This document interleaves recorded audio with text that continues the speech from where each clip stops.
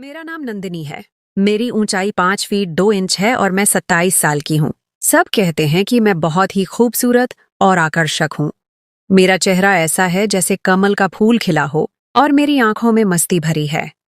मेरे गाल गोल मटोल और भरे भरे हैं और मेरे होंठ शहतूत की तरह रसीले हैं। यह उस समय की बात है जब मैं लगभग 16 साल की थी और हमारी 10वीं कक्षा की बोर्ड परीक्षाएं सिर पर थीं। मैं कोई बहुत ज्यादा कमजोर छात्रा तो नहीं थी, लेकिन न ही बहुत मेधावी। मुझे परीक्षा की तैयारी के लिए किसी के मार्गदर्शन की जरूरत थी। मेरी मामी का बेटा विराट उससे पहले ही 10वीं कक्षा पास कर चुका था और वह हमारे घर से ज्यादा दूर नहीं रहता था। मैंने अपनी माँ जी से कहा कि वह विराट से बात करें कि वह मुझे कुछ देर पढ़ा दिया करें। इस तरह मुझे ट्यूशन के लिए दूर नहीं जाना पड़ेगा, आने जाने की परेशानी भी नहीं होगी और समय भी बर्बाद नहीं होगा। माँ जी ने उसी दिन विराट से बात की और मुझे बताया कि वह शाम 7 बजे से 9 बजे तक मुझे पढ़ाने आया करेगा। उस दिन मैंने जल्दी जल्दी अपने सारे काम निपटाए और अपनी किताबें लेकर पूजा घर से सटे ड्राइंग रूम में पढ़ने बैठ गई। लगभग 7:30 बजे होंगे जब विराट हमारे घर आए। विराट की उम्र उस समय 25 साल के करीब थी और वह काफी सुंदर और आकर्षक व्यक्तित्व के मालिक थे। उनका कद 6 फीट के करीब था, जबकि शरीर मजबूत और सुगठित था। क्लीन शेव के साथ उनका गेहुआ रंग बेहद मोहक था। औपचारिक नमस्ते के बाद वह मुझसे मुखातिब हुए। अच्छा, तो मेरी शिष्या पढ़ाई के लिए तैयार है? मैंने भी सिर हिलाते हुए कहा, जी। Very good. ये बताओ, किस विषय में खुद को ज्यादा कमजोर समझती हो? विराट ने मेरी किताब उठाकर उसके पन्ने पलटते हुए किताब पर ही नजरें जमाए मुझसे दूसरा सवाल पूछा। तो मैंने उन्हें बताया कि मैं गणित, मैथमेटिक्स और अंग्रेजी इंग्लिश में कमजोर हूँ। मैं थोड़ा सिमट कर बैठी हुई थी और बात करते हुए भी थोड़ी झिझक रही थी। विराट ने किताब मेज पर रखते हुए मेरी ओर देखा और बोले, अगर इसी तरह तुम घबराई और झिझकती रहोगी तो मुझे नहीं लगता कि मैं जो कुछ भी तुम्हें पढ़ाऊंगा वह तुम्हें याद हो सकेगा। लिहाजा डरने और झिझकने की जरूरत नहीं। हम बड़े दोस्ताना माहौल में पढ़ाई करेंगे और जो कुछ भी पढ़ेंगे उसे याद भी रखेंगे। जी बेहतर। मैंने खुद को थोड़ा शांत जाहिर करने की कोशिश करते हुए कहा। उस दिन पढ़ाई तो कोई खास नहीं हुई, अलबत्ता विराट ने अपनी बातों और चुटकुलेबाजी की मदद से मेरी झिझक दूर कर दी। मैं अब काफी शांत भी थी। यही वजह थी कि मैं विराट के चुटकुलों का जवाब भी चुटकुलों की सूरत ही दे रही थी। मेरा चंचल स्वभाव जागृत हो चुका था। विराट ने थोड़ी सी गणित की एक्सरसाइज कराई और अंग्रेजी से शुरू करने का कहकर घर जाने के लिए उठे। माँ जी ने उन्हें रोक लिया कि चाय तो पीते जाए। विराट भी चाय के लिए बैठ गए। चाय और थोड़ी गपशप के बाद विराट कल शाम 7 बजे आने का कहकर घर चले गए। लगभग 2 हफ्ते तक मामलात ऐसे ही चलते रहे। वह समय के खासे पाबंद थे, समय पर आते और अपना काम समय पर खत्म करके चले जाते। उनकी शख्सियत आकर्षक तो थी ही, उनके पढ़ाने और समझाने का अंदाज भी खूब था। यही वजह थी कि मैं विराट की दीवानी हो चुकी थी और उनसे काफी बेझिझक भी हो चुकी थी। उस दिन विराट मुझे गणित की एक्सरसाइज करा रहे थे जब माँ जी चाय ले आईं। उन्होंने चाय मेज पर रखी और बोली कि चाय पहले पी लेना। यह कहकर वह वापस रसोई घर में चली गईं। एक्सरसाइज खत्म हुई तो मैंने चाय की प्याली उठाकर विराट को देना चाहा, तो पता नहीं क्या हुआ कि मेरा हाथ कांप गया और सारी की सारी चाय विराट के ऊपर गिर गई, जिससे उनकी पैंट और शर्ट भीग गई। मेरे तो होश उड़ गए। मैं दौड़ती हुई गई और तौलिया उठा लाई। मैं बार बार विराट को माफ कीजिए बोल रही थी और साथ ही साथ उनकी शर्ट को तौलिए से पोंछकर सुखाने की कोशिश कर रही थी। विराट मुस्कुराए और बोले, चाय से तो नहीं जला, लेकिन अब तुम जरूर जला डालोगी। मैं उनके इस वाक्य को बिल्कुल भी नहीं समझी और उसी तरह तौलिए से उनकी शर्ट को सुखाने में लगी रही। मैं शायद कुछ देर और इसी तरह तौलिए से उन्हें सुखाने में लगी रहती, पर विराट ने मुझे रोक दिया और मुझे दोनों कंधों से उठाकर खड़ा करते हुए बोले, बस करो नंदिनी। घर में मुझे सब इसी नाम से पुकारते थे। Everything is fine. तुम बेवजह परेशान हो रही हो। लेकिन मैं खुद में बहुत शर्मिंदा थी। इसीलिए जब मैंने उन्हें इस तरह से सहानुभूति दिखाते देखा तो मेरी आंखों से आंसू निकल आए। उन्होंने जब मुझे रोते देखा तो अपनी बाहों में भरकर मुझे सीने से लगा लिया और माथे पर चुंबन देते हुए बोले, अरे पगली, रोती क्यों हो? तुमने जानबूझकर चाय थोड़ी गिराई है, यह तो संयोग से हुआ। उनके ढांढस बंधाने पर मुझे हिम्मत हुई और मैंने आंसू पोंछते हुए कहा, जानती हूं कि हादसा हुआ, लेकिन हादसे भी तो किसी न किसी गलती का ही नतीजा होते हैं और इस हादसे की गलती की मैं ही जिम्मेदार हूं। विराट भी शायद माहौल को खुशनुमा बनाना चाहते थे, इसलिए बोले, नंदिनी, मैं तुम्हें इजाजत देता हूं कि तुम ऐसे हाथ से रोज किया करो। वह हंस रहे थे और उनकी यह गंभीर हंसी मेरी समझ से बाहर थी। मैं भी उन्हें हंसते देखकर मुस्कुरा दी। विराट ने कहा, चलो वापस वहीं से शुरू करते हैं जहां पर हादसा हुआ था। यह कहते हुए उन्होंने मुझे अपनी बाहों के घेरे से आजाद कर दिया। मैंने वापस अपनी कुर्सी पर बैठकर किताब खोलना चाहा तो विराट ने कहा, आज का काम खत्म समझते हैं, मैं चलता हूं क्योंकि इस हालत में मैं तुम्हें कुछ नहीं पढ़ा पाऊंगा। विराट अपनी किस हालत के बारे में कह रहे थे, मुझे कुछ पता न चला। मैं तो उस दिन जब बिस्तर पर थी तो यह घटना बार बार मेरे दिमाग में घूम रही थी और यह सब उस समय तो मेरे लिए बेमानी थे, लेकिन अब इन घटनाओं को सोचना अच्छा लग रहा था और मुझे पता ही न चला कि कब नींद आ गई और मैं नींद की गहरी घाटी में गोते खाने लगी। उस रात मैंने बार बार सपने में विराट को देखा। कभी हम किसी पवित्र नदी के किनारे बैठे बातें कर रहे होते, कभी किसी उद्यान पार्क के कोने में किसी बेंच पर बैठे कुछ रहस्यमयी बातें कर रहे होते, कभी पहाड़ों, जंगलों और रेगिस्तानों में तो कभी उछलती कूदती समुद्र की लहरों से खेल रहे होते। कर्ज उस रात मैंने और विराट ने मिलकर पूरी दुनिया की सैर की। मैं उस दिन बहुत गहरी नींद सोई। सुबह उठी तो मेरे सपने का हर एक दृश्य मेरे मन में अंकित था। मैं बिस्तर से उठना ही नहीं चाह रही थी। मैं सपनों की दुनिया से निकलना ही नहीं चाह रही थी। मुझे मालूम नहीं कि ऐसा क्यों था, पर जो भी था बहुत सुखद था। दूसरी शाम जब विराट हमारे घर पहुंचे तो मैं उसी वक्त नहाकर निकली थी। मेरे बाल गीले थे और उनसे अभी तक पानी टपक रहा था। विराट की बार बार उठती हुई नजर को मैं बखूबी महसूस कर सकती थी। मैं तो विराट को सपनों में बसा चुकी थी, लेकिन यहाँ लगता था कि विराट के मन में भी कोई बात चल रही है। पढ़ाई के दौरान आज मेरे दिल में अजीब अजीब ख्याल आ रहे थे। मैं नहीं जानती थी कि प्यार क्या है, लेकिन इतना जरूर था कि विराट के ख्याल मुझे मुग्ध कर रहे थे। जिंदगी में मुझे ऐसी भावनाएं पहले कभी नहीं हुई थीं।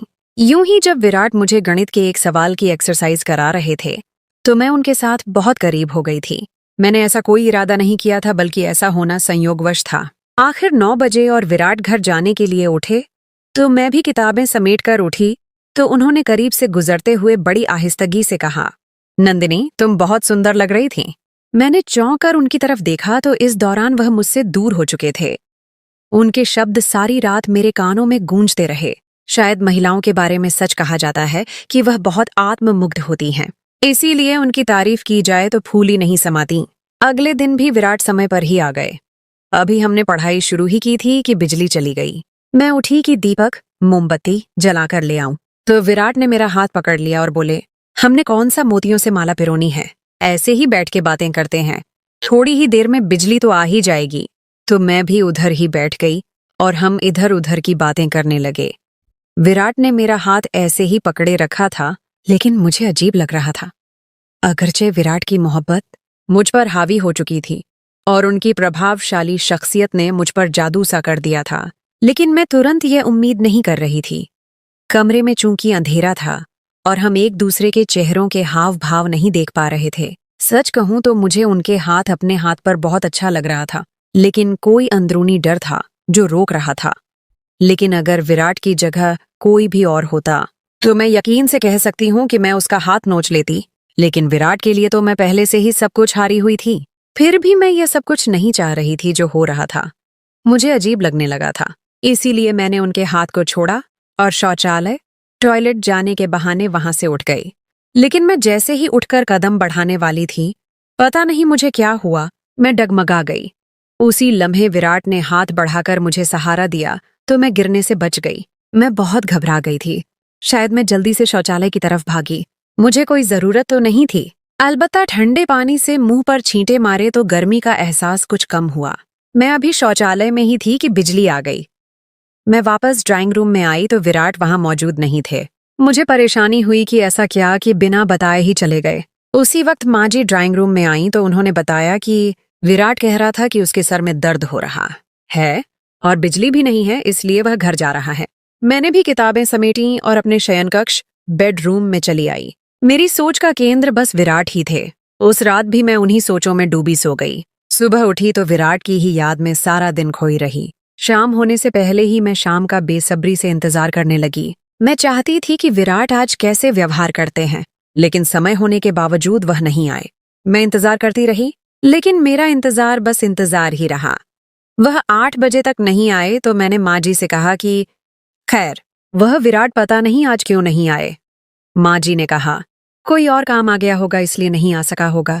मैंने कहा, नहीं माँ जी, कल जब वह गए थे तो उनकी तबीयत ठीक नहीं थी। क्या पता वह अभी तक ठीक न हुए हों। अब मासी जी, मामी को फोन करके उनका पता तो करवाए। माँ जी को भी जैसे कुछ याद आया तो उन्होंने मासी जी को फोन लगाया। तब मासी जी ने बताया कि विराट तो कल से सख्त बुखार में तप रहा है। मुझे मालूम हुआ तो सख्त बेचैनी हुई। दिल चाहा कि अभी जाऊं और उसका बुखार खुद पर ले लूं, लेकिन मैं उस वक्त क्या कर सकती थी। सुबह मैं माँ जी को साथ लेकर उनका पता लेने मासी जी के घर गई तो देखा विराट वाकई बुखार की वजह से बिस्तर में पड़े थे। थोड़ी सी औपचारिक बातचीत के बाद मैं उधर ही बैठ गई। मासी जी और माँ जी भी साथ बैठी अपनी बातों में मसरूफ हो गईं। विराट ने एक बार हमारी तरफ देखा, फिर उन्होंने अपनी आंखें मूंद लीं। हम मासी जी और माँ जी की मौजूदगी में कोई बात नहीं कर सकते थे, इसीलिए हम खामोश बैठे थे, जबकि मासी जी और माँ जी बातें कर रहे थे। बातों बातों में मासी जी ने बताया कि उनकी सहेली की बेटी की विवाह शादी थी जहां उनका जाना बहुत जरूरी था, लेकिन वह नहीं जा सकती थीं। माँ जी पूछ रही थीं, क्यों नहीं जा सकती हो? तो मासी जी बोली, जिसके साथ जाना था वह तो बिस्तर पर पड़ा है और आपके भाई साहब, मामू जी भी ऑफिस से छुट्टी नहीं ले सकते कि उनके साथ चली जाती। माँ जी चूंकि मासी जी की सहेली को जानती थीं और उन्हें पता था कि वह किधर रहती हैं, इसलिए मासी जी से बोली, तुम्हारी सहेली कौन सा दूसरे शहर में रहती है, टैक्सी पकड़ो और 2-3 घंटे में वापस आ जाओगी। मैंने यह सुना तो मेरे दिमाग में एक विचार आया कि अगर माँ जी और मासी जी विवाह पर चली जाएं तो मुझे विराट से अकेले मिलने का मौका मिल जाएगा। यही सोचकर मैंने भी माँ जी की तायद में कहा, मासी जी, अगर आपकी सहेली इसी शहर में रहती है तो तब आप जरूर जाएं। विराट की फिक्र न करें, 2-3 घंटों तक हम उनकी देखभाल तैमूरदारी कर लेंगे। मासी जी और माँ जी दोनों को मैंने विवाह में जाने पर राजी कर लिया, अगरचे माँ जी जाना नहीं चाहती थीं। उन दोनों के जाने के बाद मैं और विराट अब घर में अकेले थे। कोई 15 मिनट तक हम में कोई बात न हुई। विराट वैसे ही आंखें मूंदे लेटे रहे। शायद वह मेरा इंतजार कर रहे थे कि मैं कोई बात शुरू करूंगी, लेकिन मैं असमंजस में रही कि बात शुरू कैसे करूं और कौन सी बात करूं। एकांत और खामोशी माहौल पर अजीब शांत थी। विराट ने मेरी तरफ करवट लेकर आंखें खोल दी और बोले, नंदिनी, तुमने मुझे जला डाला। उनकी आवाज मेरी कानों से टकराई। उनकी नजरें मेरे चेहरे पर गड़ी थीं। तुम शायद समझ रही होगी कि मैं बुखार से तप रहा हूं, लेकिन ऐसा नहीं है। ये आग जिसमें मैं जल रहा हूं, तुम्हारे ही प्यार ने लगाई है। देखो, जल रहा हूं ना मैं। यह कहते हुए उन्होंने मेरा हाथ अपने माथे पर लगा दिया। उनका माथा सच में अंगारे की तरह था। जी विराट, मेरे मुंह से बस इतना ही निकल पाया। विराट दीवानों की तरह मेरे हाथ को अपने चेहरे पर रख रहे थे, जैसे वह इस तरह सुकून पा रहे हों। सुकून तो मुझे भी हासिल हो रहा था, मोहब्बत तो मुझे भी हो गई थी। नए मोड़ और घटनाएं। अभी हम दोनों ही उस पल में खोए हुए थे जब दरवाजे पर हल्की सी दस्तक हुई। हमारा ध्यान भंग हुआ और हम एक दूसरे से दूर हट गए। विराट ने हल्की सी आवाज में पूछा, कौन है? नंदिनी, बेटा, मैं हूं। माँ जी ने कुछ दवाइयां भेजी हैं विराट के लिए। बाहर से आवाज आई।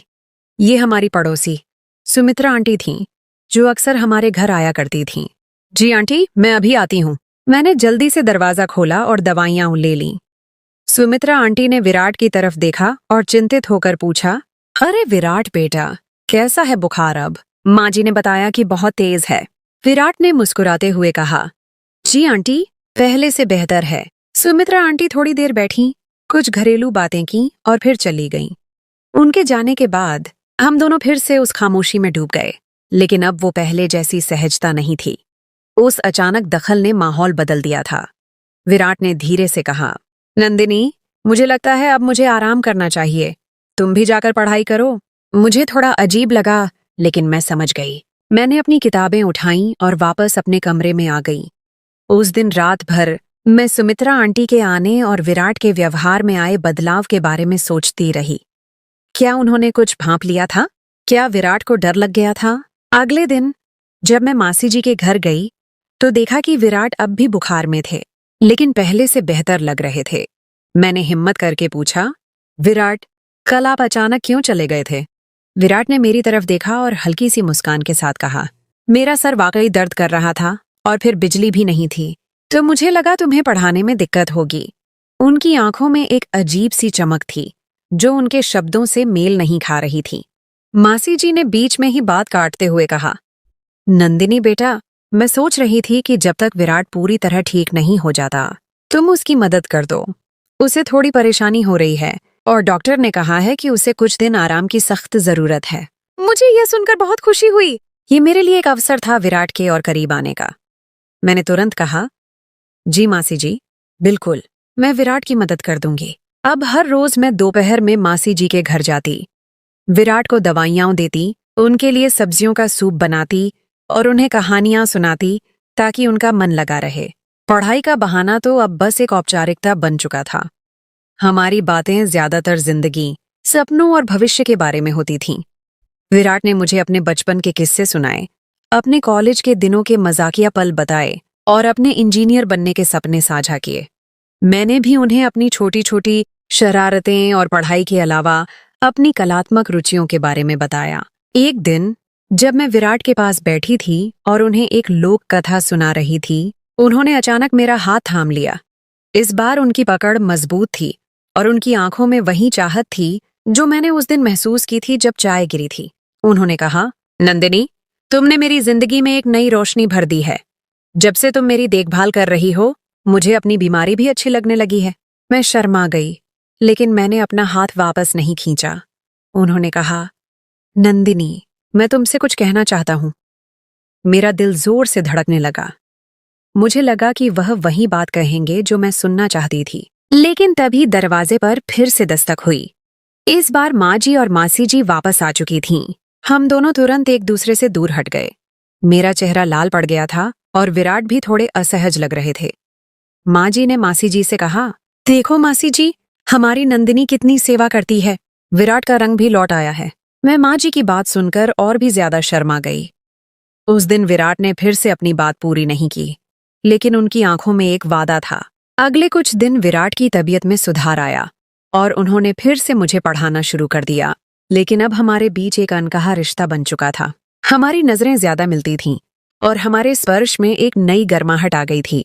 जब भी माँ जी या मासी जी आसपास नहीं होती थीं, तो विराट मुझे छेड़ने लगते थे और मैं उनके चुटकुलों पर हंसती थी। एक शाम जब पढ़ाई खत्म हो गई थी और विराट जाने के लिए उठ रहे थे, तो मैंने हिम्मत करके कहा, विराट, आप मुझसे कुछ कहने वाले थे उस दिन। विराट मुस्कुराए और बोले, हाँ नंदिनी, मैं तुमसे कहना चाहता था कि तुम मेरी सबसे अच्छी शिष्या हो।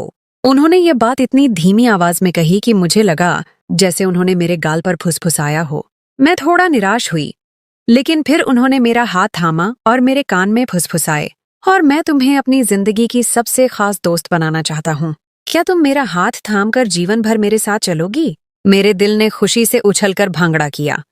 मैं बस मुस्कुरा दी और उनका हाथ थामे रखा। उस दिन के बाद हमारी पढ़ाई सिर्फ किताबों तक सीमित नहीं रही, बल्कि हमने जीवन की सबसे खूबसूरत पाठ पढ़ना शुरू कर दिया था, प्रेम का पाठ।